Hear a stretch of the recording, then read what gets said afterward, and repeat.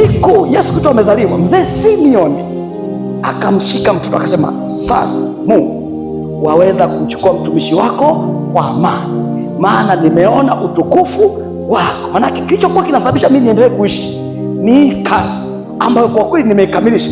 Tumemwona mtoto ambaye tulikuwa tunafunga, tulikuwa tunaomba, tulikuwa tunakesha usiku na mchana kwa ajili ya kuzaliwa kwake. Mimi nataka nikwambie, kama kuna jambo umekuwa ukiomba, umekuwa ukifunga na unatamani litokee, saa imefika ya kupokea katika jina la Yesu. Ukaone utukufu wa Bwana kwa jina la Yesu. Iwe kwako na kwa mtoto wako, ukaone utukufu wa Bwana katika jina la Yesu. Haleluya. Kila kitu kinahitaji maandalizi.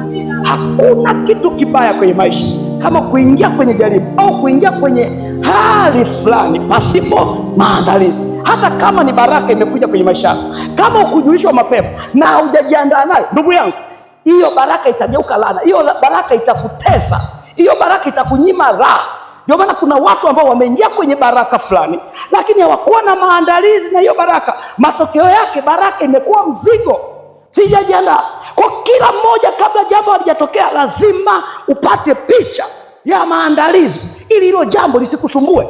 Kwa nini? Kwa sababu unapotoka hatua moja kwenda hatua nyingine, unapoingia kwenye ile hatua, kuna watu ambao walikuwa wanaishi kwenye hilo eneo. Yaani mimi kwa mfano niko hapa sasa hivi, niko hapa. Ninapotoka hapa naruka kwenye ngazi hii, hapa kuna watu hapa. Hapa watu walioko hapa lugha yao haifanani na wa huku. Lugha ya watu wa hapa ni lugha ya ngazi ya hapa.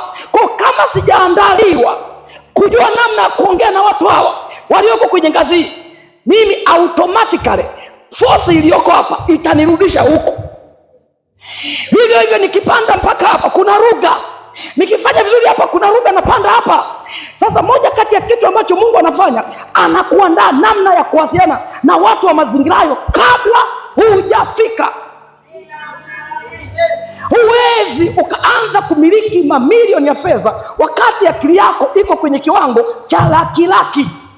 Automatic ukishaanza kushika milioni moja, matatizo ya kuendelea kukaa kule yatakusukuma utarudi kwenye laki. Nini? Hujafanyiwa maandalizi.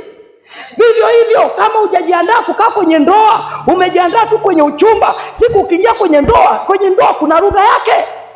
Hiyo lugha kama hujui mwanaume au mwanamke, hiyo ndoa utajikuta tu unaporomoka rudi kwa wasioolewa au kuoa. Lugha ya kule hujaandaliwa nayo. Haleluya.